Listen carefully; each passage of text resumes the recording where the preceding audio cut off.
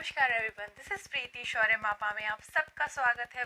आज जो मैं आपसे बात करने वाली हूँ बहुत इंपॉर्टेंट टॉपिक है, वो है नॉर्मल डिलीवरी के लिए हम ऐसे कौन से तरीके अपनाएं जिससे हमारी नॉर्मल डिलीवरी हो। अगर आपने आज पूरा वीडियो देख लिया तो ट्रस्ट मी, मैं 99.9% श्योर हूँ कि आपकी नॉर्मल डिलीवरी ही होगी और हम सब चाहते हैं कि हम सब की नॉर्मल डिलीवरी ही हो। तो वीडियो स्टार्ट करने से पहले please subscribe my channel, like button को प्रेस कर दीजिए, hit the bell icon to get the notification of my videos. तो चलिए स्टार्ट करते हैं। सबसे पहला तरीका जो है नॉर्मल डिलीवरी के लिए वो है बी एक्टिव। मतलब हम लोग थ्रू आउट दी प्रेगनेंसी हमको सब लोग कहते हैं आपको रेस्ट करना है, सीढ़ियाँ नहीं चढ़ना है, आपको ज़्यादा तेज़ नहीं चलना है, बट 9 मंथ में सब कुछ उल्टा होता है। अब आपको बिल्कुल भी लेज़ी नहीं रहना है, बिल्कुल बेड पे 24 आवर्स लेटे नहीं रहना, बिकॉज 9 मंथ चल रहा है। मुझे पता है बढ़ता वेट, बढ़ता टमी बहुत हैक्टिक है। हम सोचते हैं हम लोग लेटे ही रहे, बट ट्रस्ट में आपको लेटने में भी आप कंफर्ट नहीं रहने वाले हो बिल्कुल। ये टाइम ऐसा होता है कि ओ गॉड जल्दी डिलीवरी हो जाए और बस बेबी हमारे हाथ में हो, because it's so much hectic in 9 month कि इतना बड़ा टमी लेके आपको इधर उधर चलना फिरना, बट आपको करना ही पड़ेगा अगर आप नॉर्मल डिलीवरी चाहते हो। थ्रू आउट दी 9 मंथ आपने निकाल लिए हैं, आई एम श्योर आपको ये आखिरी के 20-25 दिन भी आप निकाल लेंगे। आपको डिलीवरी डेट मिल गई होगी, आपके डॉक्टर ने दे दी। तो अगर आपने अभी तक बहुत आराम कर लिया है तो this is the right time. आपको चलना फिरना सब कुछ थोड़ा स्पीड करना पड़ेगा। मतलब जैसे हम लोग नॉर्मल वॉक करते थे आराम से, अब आपको अपनी वॉकिंग में भी स्पीड डालनी पड़ेगी। थोड़ा तेज़ तेज़ वॉक करिए।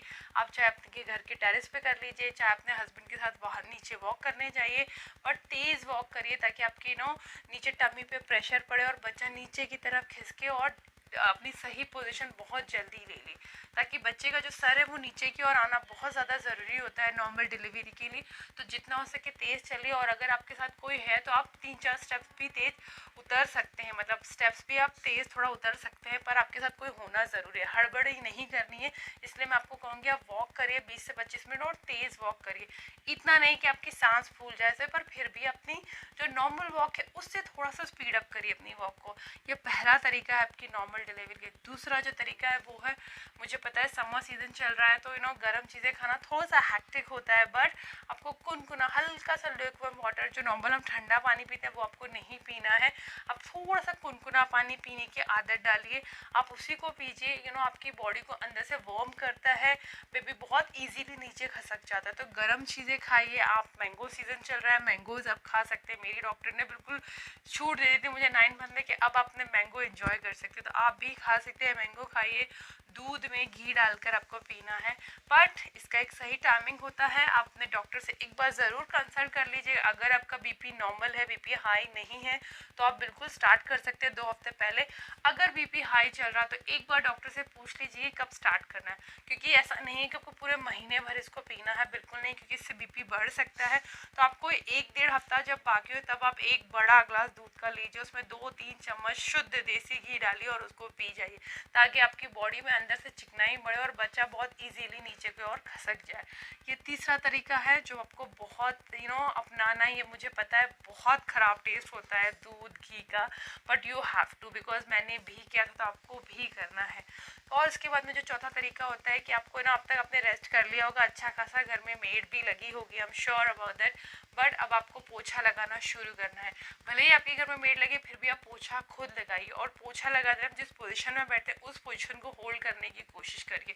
आप फालतू पे बैठे हैं तो उस पोजीशन में बैठने की कोशिश करिए और खुद को प्रेशराइज करिए नीचे की ओर। जैसे हम नॉर्मली टॉयलेट वगैरह जाते हैं, और अगर आपके घर में टॉयलेट है वेस्टर्न और इंडियन दोनों है तो प्रेफर इंडियन वंस। जैसे हम इंडियन में बैठते हैं और पॉटी के लिए प्रेशर लगाते हैं, सेम उसी टाइप का पेपर आपको, उसी टाइप का जो प्रेशर होता है वो आपको लेबर पेन में भी लगाना पड़ता है। तो बस यही चीज़ आपको प्रैक्टिस करनी है पहले से। जितना हो सके पोछा लगाते टाइम उसी पोजीशन में बैठिए, बिल्कुल लेटना नहीं है, उसी तरह से पोछा लगाना है। झाड़ू भी आप उसी पोजीशन में बैठकर लगाइए।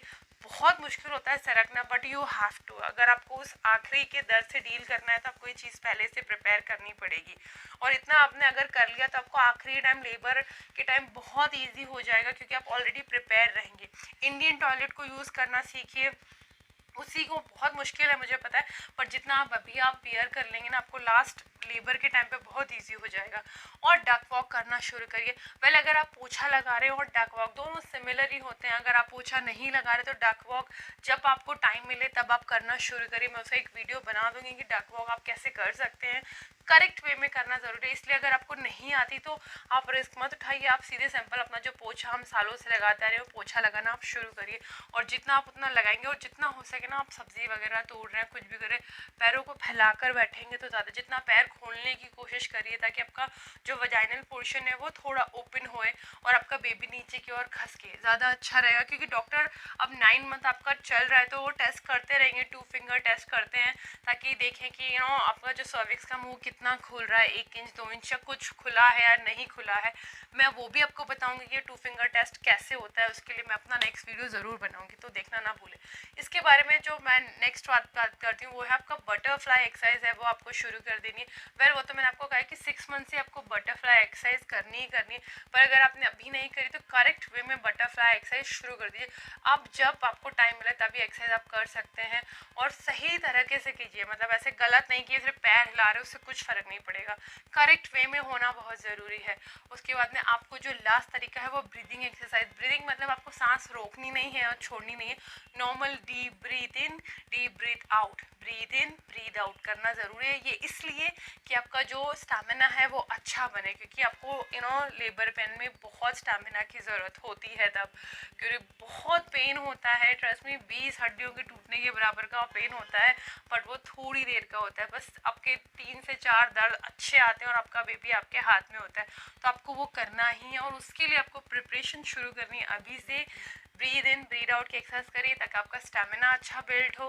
तेज़ वॉक करिए, स्टेप्स भी उतर चढ़ सकते हैं पर आपके साथ कोई होना ज़रूरी है उस टाइम पे, आप अकेले नहीं करेंगे। क्योंकि मेरी डॉक्टर ने मुझे कहा था मेरा बेबी नहीं नीचे आ रहा था, तो आप स्टेप्स तेज उतरिए चढ़िए, तेज़ वॉक करिए। मैं छत पे जाके आधा घंटा रोज़ तेज़ तेज़ वॉक करती थी और पेट पे प्रेशर पड़ता था, बच्चा नीचे खसकता है और वो आपको दिखाई देता है कि आपका बेबी नीचे की ओर जा रहा है, वो आपको पता पड़ जाएगा। क्योंकि हम मामा होते हैं, हमें पता चलता है कि बेबी कब क्या हरकत कर रहा है।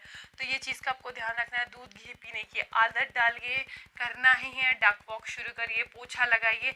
ये 4-5 तरीके अगर आपने थ्रू आउट दी 9 मंथ कर लिए, ट्रस्ट में आपकी डिलीवरी डेट आते आते आपकी नॉर्मल डिलीवरी कंफर्म हो जाएगी। ये बिल्कुल मेरा दावा है 100% कि अगर आपकी प्रेगनेंसी में वैसे कोई कॉम्प्लिकेशन नहीं है कि लास्ट मिनट पे जैसे बहुत चीज़ें हो जाती हैं कि अब सी सेक्शन करना ही पड़ता है तो हमको फिर वो जाना पड़ता है। बट मैं आपको एक चीज़ बोलूँगी कि बहुत सारे मिथ हैं कि नॉर्मल डिलीवरी अच्छी होती है, सी सेक्शन ख़राब होता है।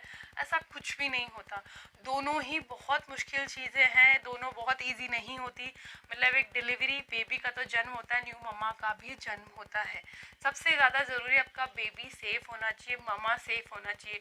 चाहे बर्थ किसी भी तरीके से हो रहा है, नॉर्मल डिलीवरी से हो या सी सेक्शन से हो, दोनों ही अपनी जगह पे बहुत मुश्किल होते हैं। नॉर्मल डिलीवरी में इनिशियली पेन बहुत ज़्यादा होता है और सी सेक्शन में बाद का पेन बहुत बेरेबल नहीं होता वो। तो मम्मा को बहुत डील करना है, जितना आप डिलीवरी में झेलते हो। पूरा 9 मंथ अपने बेबी को कैरी किया, उसके बाद भी जब बेबी आपके हाथ में था उसकी भी केयर करना और मम्मा की केयर करना इतना आसान नहीं होता है। सो प्लीज़ बने रहिए मेरे साथ, मैं आपको बहुत हेल्प करूँगी इस चीज़ में, क्योंकि मेरे लिए सब फर्स्ट टाइम था और मैंने सब कुछ खुद से सीखा क्योंकि मेरे घर में कोई बड़ा नहीं था। तो मैं आपको इस चीज़ में बहुत हेल्प करना चाहती हूँ कि जो मैंने बियर किया, जो मुझे ट्रबल हुआ वो आप सबको ना हो, बस मैं इसीलिए वीडियोस बनाती हूँ।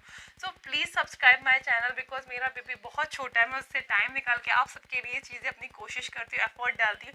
So please subscribe my channel, like button को प्रेस कर दीजिए और इन तरीकों को प्लीज़ अपनाइए to get the normal delivery of your baby. Thank you so much, bye bye, have a good day, bye.